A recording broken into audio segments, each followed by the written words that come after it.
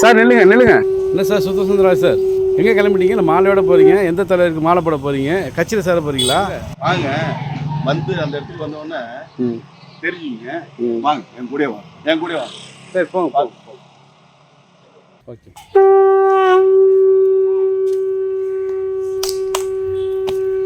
Sir. Sir sir என்ன sir இது? எங்கேயோ வந்து நீங்கள் வந்து மாலை போட போகிறீங்க, பார்த்தா சுடுகாட்டுக்கு வந்து இப்படி மாலை போட்டுட்ருக்கீங்க. எத்தனை பாண்டிச்சேரி எத்தனை கட்சி ஆண்டாங்க.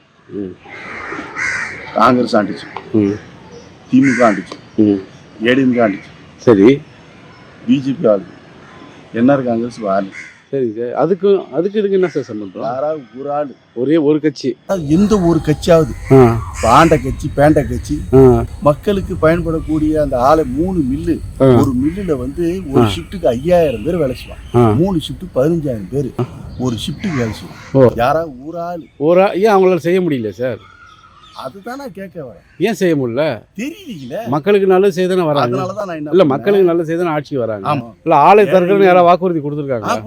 யார் ஆண்ட கட்சி எல்லாமே கட்சி எல்லாம் குழி தோண்டு புதைச்சிட்டு. ஓ, எல்லா கட்சியும் புதைக்கிறீங்க? எல்லா கட்சி யார்? நீங்க புதைக்குமா மக்கள் புதைக்குமா? நான் புதைக்கிறேன்.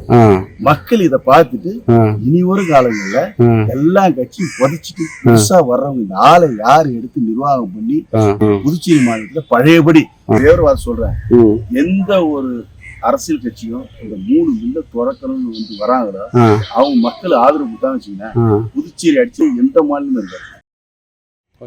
இந்த புதுச்சேரி மாநிலத்தில் இதுவரை ஆண்ட கட்சிகள்லாம் என்னைக்கு நீ குழி தோண்டி புதைச்சி சமாதியை ஆக்குறீங்களோ, சங்கு ஊதுறீங்களோ, அன்னைக்கு தான் நம்ம ஆலோசனை